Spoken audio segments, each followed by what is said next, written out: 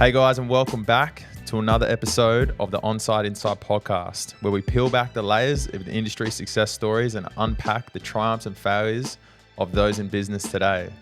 We're thrilled to shine the spotlight on someone whose creative and entrepreneurial mind is blazing across the digital space. Brianna is the turbine behind Blackardt, a cutting-edge creative agency and digital marketing company that's carving a niche in the property game. Alongside her partner Sam and dedicated crew of 7, Brianna is transforming the way brands connect and create across the digital space. From a young age, Brianna was rarely seen without a camera in her hand and is really a testament to her lifelong passion of capturing moments in storytelling, and with a savvy mind has resulted into turning Blackardt into the powerhouse it is today. Join us as we delve into Brianna's journey, the challenges and the triumphs of running a creative agency, and the insights she's gathered along the way. Brianna, welcome to the Onside Inside podcast. Thank you for coming. Thanks for having me.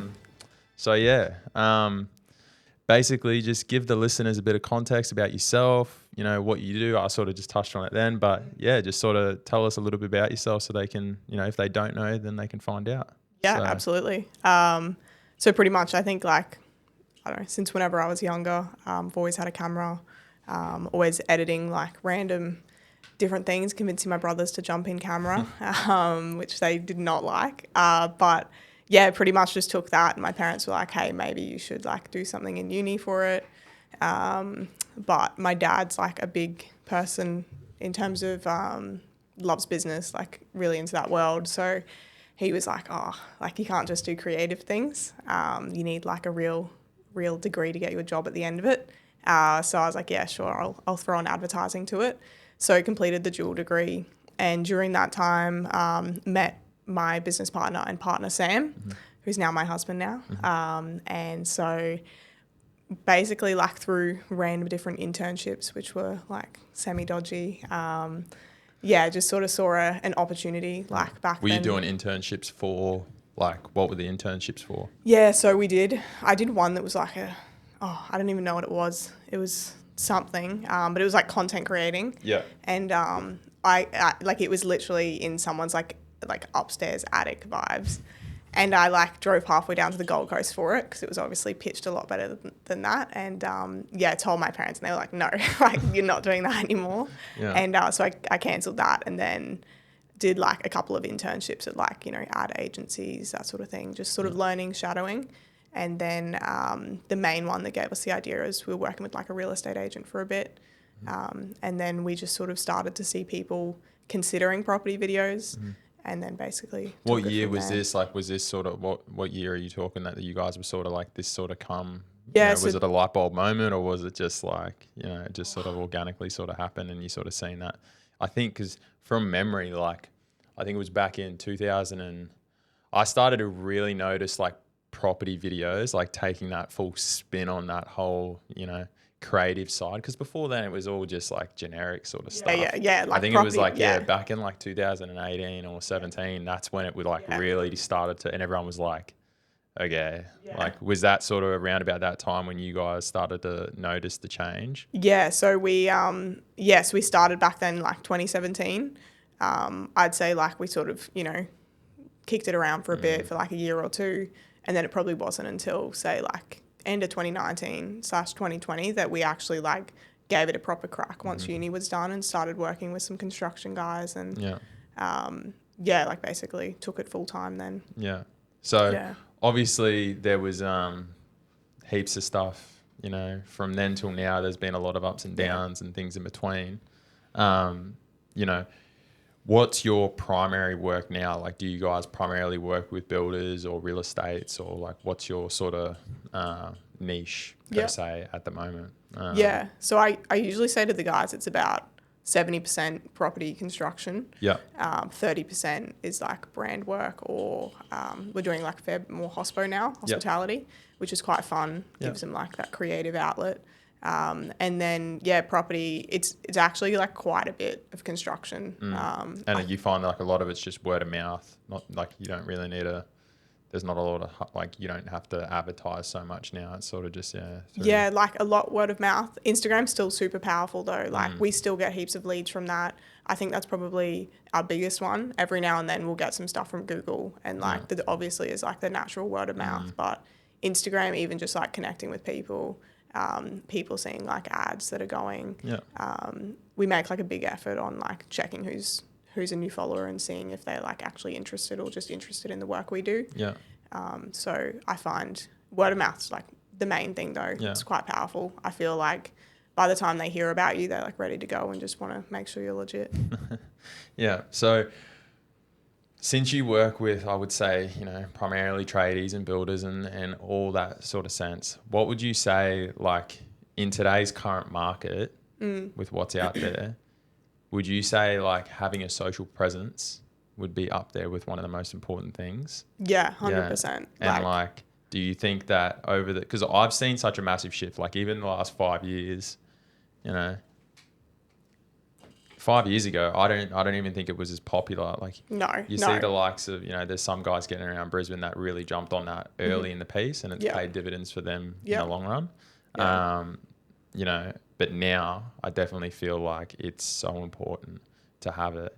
For me personally, you almost use your social media as a reference point, because the amount of work and we're talking like we do a lot of stuff with like big guys that like I don't have, like what was it? We found there was a guy that found us on TikTok, and he was like high up in like a fairly large company in Brisbane that aren't big on socials at all. Yeah. But he just seen it on TikTok, and then all of a sudden, bang. Yeah. We just got in. Where normally I'd have to jump through like 10,000 hoops. You'd have to get the phone number, then speak to this person and this person and this person. So something for me, like I didn't think that it was so important, but I guess like now it's definitely it's definitely much more important, I guess. So and with the guys that you're obviously working with now, are they sort of coming to you with creative ideas, or is that more your job to sort of come up with that creative? Like, are they just coming to you and saying, hey, Browno, or hey,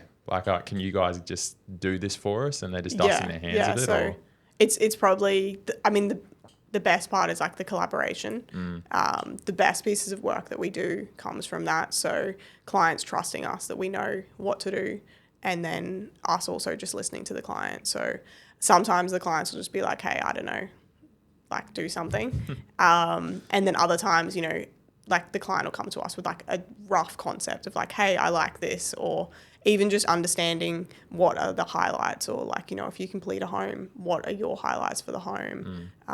Typically, we just collaborate and then come up with an idea that's like unique. And like in our team meetings each week, we're always like looking at different ideas. So it's like applying new ideas that we haven't seen in like the Brisbane market before. And just pitching that to clients, and if they're open to it. And I guess the other thing that I wanted to touch on as well with that sort of topic of, working with trades and stuff, what are some of the things that you've found the most challenging with, breaking through that market? And, I guess because it is sort of word of mouth, and they're sort of coming to you, so you don't have to really, go against the grain too much, because if they're already coming to you, that's sort of what they want. But, have you found any challenges in working with guys that are in the trade space? And like, what are they? Yeah, I find one of the challenges, and it's not really a challenge, but it's something that we constantly keep in mind, is when you're sort of working with like multiple different trades that arguably are competing in the same industry but different areas of Brisbane. It's about like making sure their voice is unique to them. So instead of just creating like, oh, this is a Blackardt video, post it, and then they look the same as every other person that's using us, it's like working with them to understand what makes them different. So we have like one client who is really like hands-on, like their directors are on site, like 2 of 3 of them. So we, did a video recently where instead of just a completed video, it was them actually going through and like, wiping down the benches and things like that, and like doing just putting a different spin on it. Just putting them in it, because like the people in the business is really big for them. So it's like understanding their tone of voice and actually applying it to the videos. I guess that's one of the hardest things that I didn't really think about. It's like, because you are working with, let's just put round figures, let's just say you got 5 builders, they're all in Brisbane, they're all in Southeast Queensland. You obviously don't want to make them all the same, because then they're going to turn to you and be like, we're literally just all the same. And so I guess it's your job to find their difference and make them sort of stand out. And it just comes from like that, like conversing with them quite regularly. Like, it's always like myself or my partner Sam talking to them, and at least in the initial, and then with the production handover, it's just that personality and like the things you notice in the conversation, and you sort of like lead towards different ideas that they like or don't like. Or, you know, we have like some of our good clients that use us like each week will just send us random Instagram videos like, hey, this looks cool. And like, so that's what Nick gets from me. Yeah, literally. So we literally just we yeah. chat non-stop. Yeah, just about. There's like, man, I'll tell you what, though, Australia's like, I wouldn't say he's behind the eight ball, but man, I see some guys that are doing stuff overseas, and I'm like, man, like that one with the it's hectic. The like Quantum Corp or something. Oh man, that's him. Yeah. Shout out. It's unreal.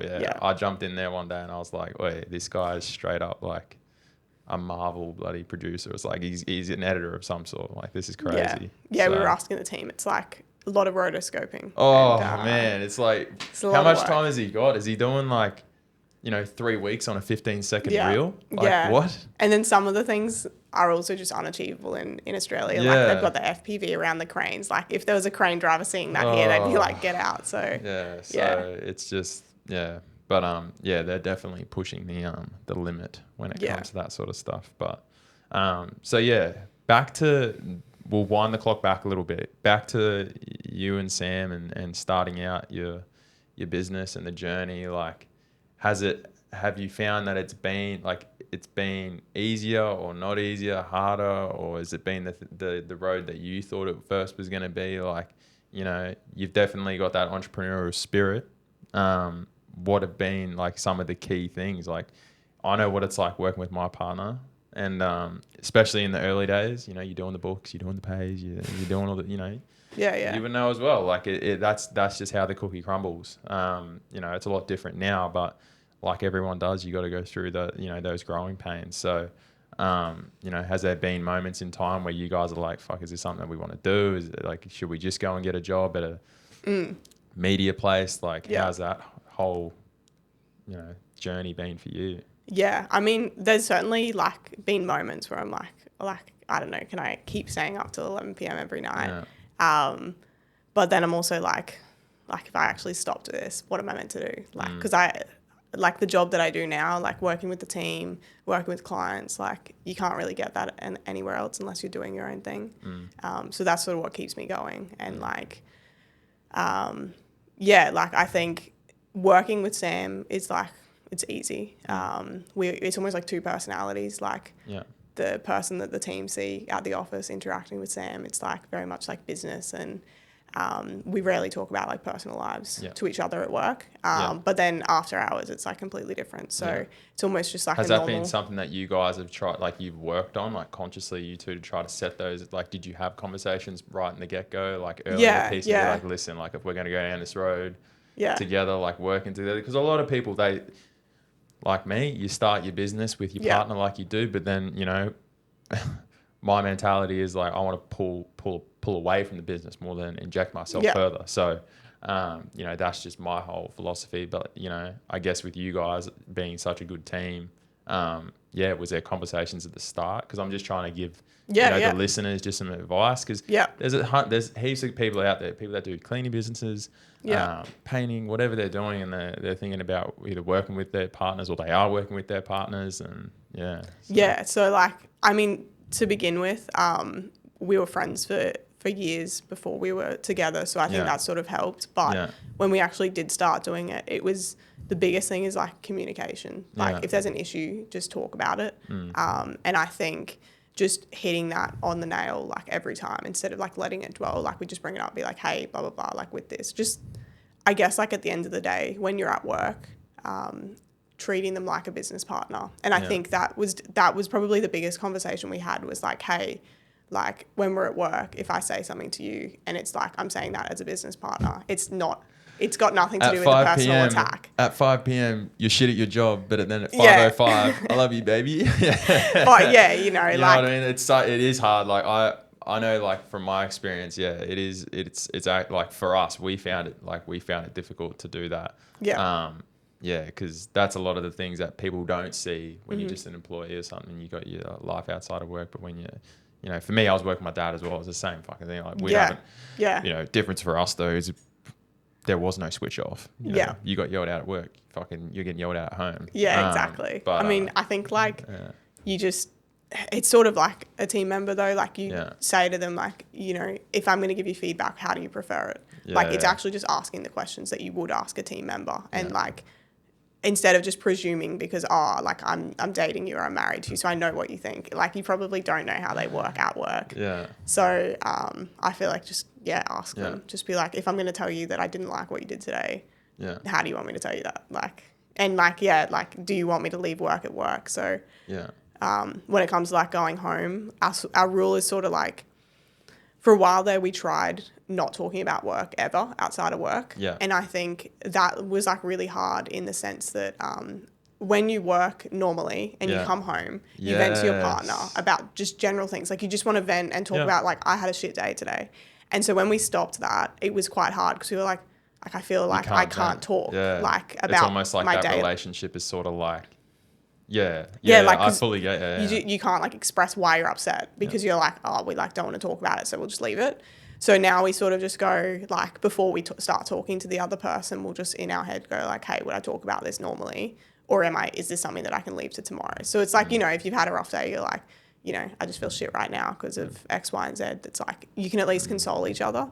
So I think like, it's like create the boundaries, but like don't make them too strict. Like don't just be like, I'm never talking about work outside of it. Yeah, so I'll take my hat off to you because it is that, like working with your partner is such like an art on its own. Because like I went through that as well, where I tried to like fully, like leave, work at work, and you tend to forget how much you actually vent. You just need to talk about, or like to like, you know, to any you really take for granted like how much you vent and how much you really need to do that. You know, every day, like even if you had a good day, you want to tell you celebrate a good it. day. But then if you're with, especially if in your case, you know, if you're with the partner that is obviously your partner at work as well, those good day conversations can sometimes roll into, oh yeah, but this is shit, and then all of a sudden it just snowballs. So I think like even it's just like important to revisit them as like your actual life partner, because like at the end of the day, sometimes I've been sitting next to Sam all day,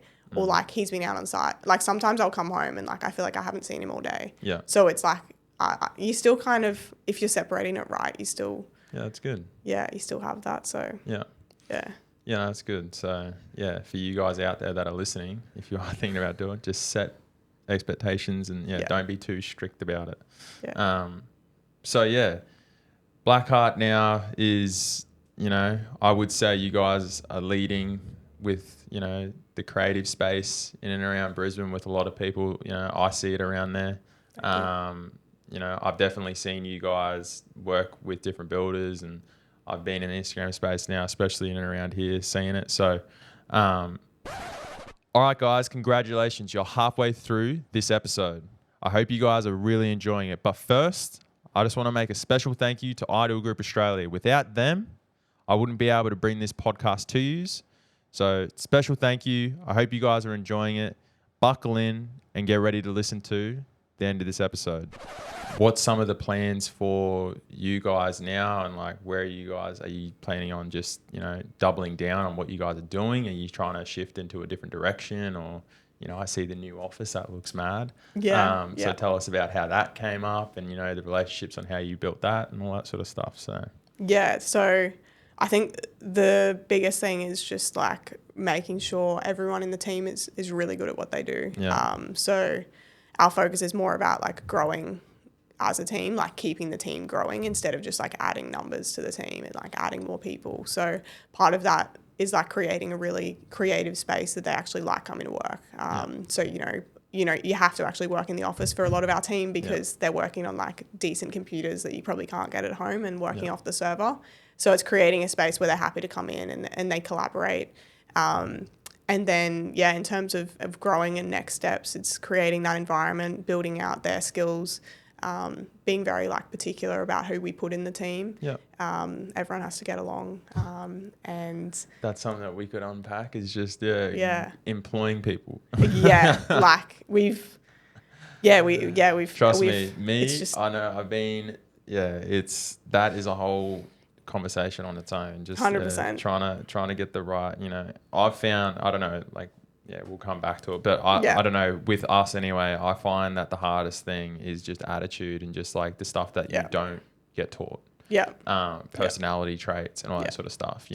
I feel like for me now, I'm at a point now where I'd prefer to get someone that's not so like, trying to think of the word, but like technically they don't know as skill much. set's not quite there. Yeah. Like the skill set that I require isn't there, but yet they've got a mad attitude. Like they've got a really good attitude. They're a cool person. They're down to earth. They work hard. They show up every day. Like that to me, I'd prefer that over someone that's like really miserable, but like has like a really good skill set. So 100%. I'm assuming that's the same with you guys, and that whole. Especially working in, at an office every day all together. Yeah. I mean, because you guys are on site, but like they have to love what they do, but also love like the business that they're working in. Because if they don't like just appreciate what they get to do every day and actually enjoy it and put their heart into it, we're not going to get the results that we need for clients. So yeah, in terms of like growing the company for us, we're looking to and like starting to add more creative elements to it. So putting like the hospitality into it. And then I think the goal for the team is they want to do a bit of fashion. But then on the side that we already sort of service, it's just continuing to like lead and constantly like push the boundaries. There was probably a point last year where we could have just stayed as is and just kept doing like good work and stayed exactly the same. But we sort of came back into the year and had like a team workshop and just basically were like, do you want to go to the next level or do you want to like basically stay where you are? So obviously we chose to like take it to the next level. Do you guys use coaching or anything like that, or are you guys just sort of... Currently it's just us working with the team. We have like outside mentors, but not like, set every single month. So yeah, we were like, let's take it to the next level, keeping in mind that we still need to keep doing a good job of what we're doing. 100%. Especially in your space, like I think you already know, like there's obviously there's competition out there, like there is everywhere. So I feel like, you definitely have to, prove that you're different and why, they should go with you versus someone else. Because, there's so many different people out there and everyone's trying to do it. And I think, something that you touched on earlier was, that instant gratification. Everyone wants everything now for nothing. And they want to be driving G-Wagons and... I think there's a lot of false hope influences out there that people look at and go like, oh, that's... Even like people looking at what Sam and I do now, they're like, yeah, that's what I want to do. And I'm like, mad. How easy. I mean, like it's, people don't see like the all-nighters that you have to pull when the year's up to it. So trying to make payroll. Literally like, got all this money outstanding. I know it's the same. Like, don't get me wrong. I feel like we're all sort of, I feel like everyone's guilty of doing it. I definitely was. Especially in my early years. I'm not so much now, I really don't care, but in my earlier years, you're comparing yourself to anyone and everyone. And you're saying, why can't I have that? They've got that. It's easy. It's not until you're actually in it. And then you realize that it's actually not that easy. And the only way to really get there is just to focus on yourself and little bit by little bit. And sometimes like something that I found too, I don't know, like, see, you're in business, so you'd sort of get it as well. It's like, it's not always about making the most money. Sometimes it is just about, building the business that you want for the lifestyle that you want. And that's just something that with the maturity over the years that I've sort of learned, it's not always, you don't need to have the big ass house or the bit, don't get me wrong, it's nice. But for me now, I just want to build a business that, I'm proud to have, and as long as it allows me to do what I need to do and get me there, then that's it. But I've got a lot of people that that we have employed or do employ that go out there on their own with the one goal of turning into the next multi-billion-dollar Jeff Bezos. So making money isn't going to wake you up in the morning. Like you need another purpose to it. So like you can. I spoke to someone the other day that was like, oh, they need three things: passion, drive, and accountability. I don't know. I was speaking to someone about it. He's a developer, and we were literally just having conversations about, this whole thing about instant gratification and, how there's so many people out there and so many people are conscious about it. Even, I'm telling you guys, even the guys that are out there that you see on Instagram that are like doing mad things, those guys still have bad days and they still compare themselves to everyone. So, don't get it twisted. You see all these things going around social media and, you think they're living this mad life. You don't actually know what's going on. So, apart from what you guys are doing now, personal goals, like what's some of the stuff that you and Sam are doing? Are you guys like business wise, are you guys solely just in creative? Are you guys doing your own sort of property stuff on the side or anything like that at the moment? Or how did the new office come about? You guys, who's the guy that you guys are, who's next to you? Larry Group from Tyrone. Yeah. So the office came about just because, Tyrone, when he used to work... Were you guys did you have a home office or were you guys, how did that all work? We had like an office. Yeah. Like another one. We had an office, like it was fine. It serviced the problem. But we always, I think the lease is up in mid this year. So we were always we're going to leave at the end of that. And then Tyrone knew eventually we were going to, and he's like, I'm going to purchase another commercial property. Yeah. And he was like, look, I need half of it to expand my warehouse. What about if I bought this property, split the back off and rented it to you guys, fix it up, did it nice. Oh, good. He was like, do you want it? I was like, yeah, sure, I'll make it happen. Yeah. And then, we started, Tyrone was one of our OGs with, back when he used to work for someone else. And so he sort of just trusted us and vice versa. And we've sort of grown his marketing from the ground up, which is cool. So I think he was just happy to help you guys out. And he always helped me. And you didn't have you guys weren't friends before that? It was just, he saw us. Actually, he said, so our OG, Adam from FT Group, we started doing some work from him. And by OG, I just mean people that are sort of still around or really, they're milestone moments. So they working with them really set the ball for a bunch of other stuff. Yeah. So we started working with him, and Tyrone was the build, one of the fit out guys that he worked with. And he was like, oh, why does my Sparky's video look better than mine? And then so he reached out and it just sort of happened from there. Yeah. And that's pretty much how we know Ty. Yeah. Yeah, that's good. Yeah. But outside of work, the goal to start the year was work-life balance. Yeah. And how are you finding that? Well, yeah. Look, if things go to plan, it's fine. But we had a couple team movements at the start of the year, which just threw everything up and had to reset. But so how many hours would you say that you're doing now a week? Now, slightly less, but 10, 12-hour days on average, which is not ideal. The ideal is 8 hours, same as the team. Yeah. Actually, I've started playing soccer as of last year again. And part of that is you commit to training twice a week this year. Just try to force yourself to. Yeah, it forces me out because doing my own training is I can just skip it today. I've got to get this done. So sort of forces you to actually prioritize. Yeah. And I think one of the things friends started saying to me was you can always do it tomorrow. Yeah. So I'll stay up if it needs to be done that night. If it could be left to tomorrow, I'll get it done tomorrow. So instead of just staying up being there's more to do, actually just being you don't have to do it today, just do it tomorrow. You work weekends? Try not to, but again, when team members move, it happens. You've got to pick the slack up. You got to pick up the slack. Yeah.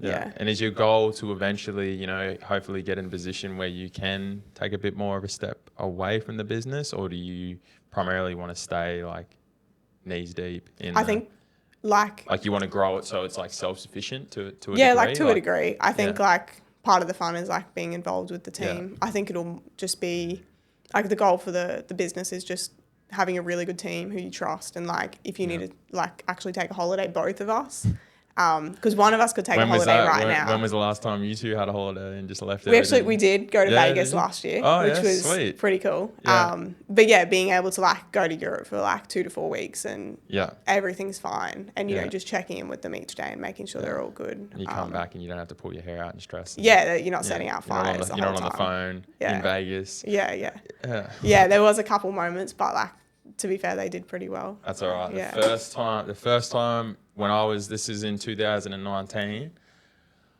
Now there's one guy that listens to this, and I know for a fact he knows exactly what I'm talking about. I was going to Japan with my wife for like 2-3 weeks or something, and I was literally boarding the plane. I was walking down onto the plane, and my phone rings. It's the leading hand. I answer it. And all I hear is arguments in the background saying, I'm about to punch this guy out. And it was absolute carnage. I'm now like sitting on the plane, the flight attendant's coming around going, oh, you need to get off your phone. And I'm like trying to calm him down, like it's all good. I'm going to punch this guy. Like, so, I feel you. You know, I've put things in place now to hopefully, fingers crossed. Yeah. That doesn't happen anymore. But when you're early when it's early days, you just got to do what you got to do to survive and get through it. And I think like the biggest thing this year is processes, improving it for like the team themselves. Yeah. So, you know, there's a lot of tedious tasks that come up, and so cutting out those. What's one of the sayings? It's systems and processes last forever. Yeah. People come and go. So that's something that, you know, I've learnt. Something that I push these guys in the office as well. It's not saying that everyone, people, it's not a bad thing. I'm a realist about it. Yeah. You know, not everyone's going to give you 15 years. Yeah, exactly. And I don't expect them to either.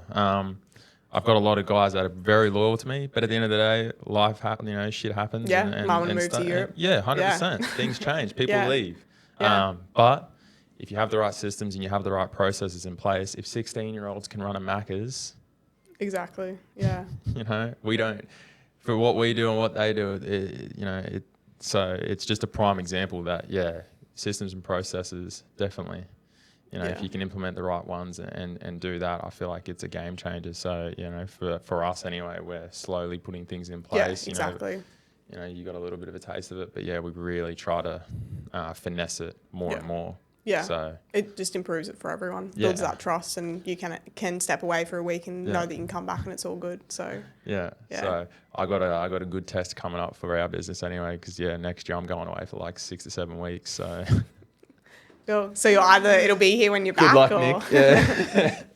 So it'll either be no one in the office and no one on site, or everything will be rainbows and lollipops. So that'll be a big test for us. So we're just going to round things out. So all I just want to find out is, you know, have you got any advice for builders that are thinking about getting into content? And, you know, because I know I've got a lot of guys that are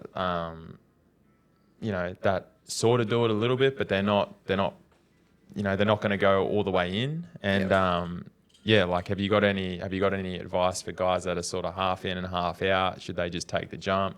You know, should they focus on, before they reach out to people like yourself, should they focus on, you know, what they want, their branding, what they want it to look like, their different angles, and, you know, overall just the importance of why they should do it? Yeah. So, first and foremost, find your point of difference. Be absolutely sure on who you are as a brand and what you provide your clients.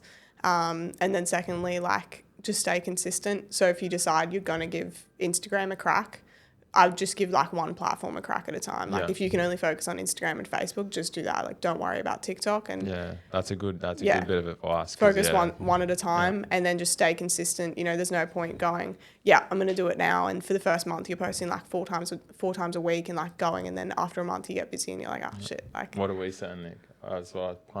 Consistency. Exactly. Start off with one post a week, even if you've got heaps. If it's not time sensitive, you know, there's always going to be the time sensitive. But if it's not, just, you know, go into the back end of Facebook and use the scheduler and just schedule a bunch out. Know it's there. And then if you find that you're posting, you know, schedules 2 months ahead and you still got content, you know, probably can up it to 2 posts a week. But just chip away, keep it consistent. If you're focusing on, your team and your quality and what makes you different, like it'll eventually engage and connect with the right people. Yeah. And I guess the other thing, just for the listeners, is like something that I've found for someone that's sort of dabbled in content in and out for ages. It's like, it's okay for things to change. Like something that I've found like with myself is, if I look back on the stuff that I was doing in 2018, I was like, nowhere near the same as what I'm doing now. I think it's just, consistency is key in no matter which aspect you do. I feel like your point of difference and stuff will eventually evolve as your company does. Yeah.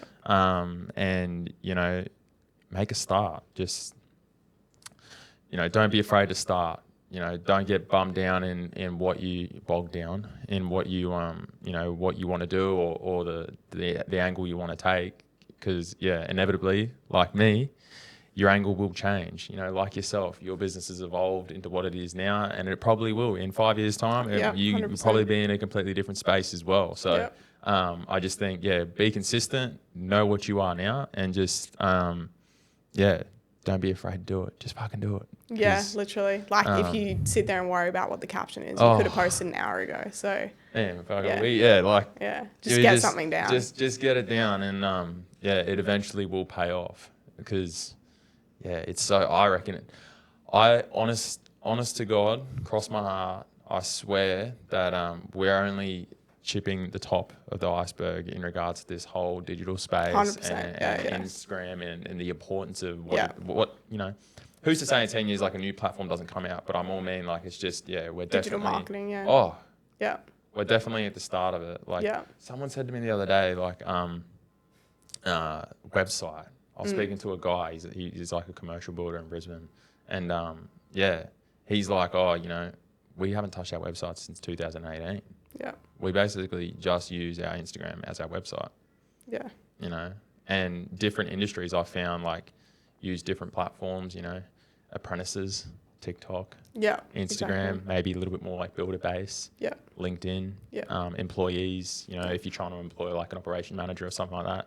That's more LinkedIn. Exactly. It's all about like who your target audience is. Yeah, exactly. So there's all these other things, and Brianna would be the one to help you guys out if you're listening and you want to get a bit more. I don't know. I'm not a professional. I'm just a fucking dumb carpenter. So, but anyway, I wanted to thank you for coming on. That's all right. I know Thanks there's a lot more stuff we could unpack, but there's always more.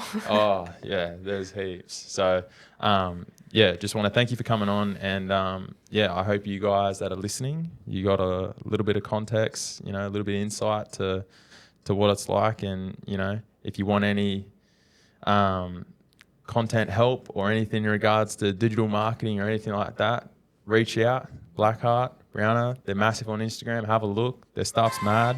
And that's it. Yeah. Thanks, Corey. Appreciate you.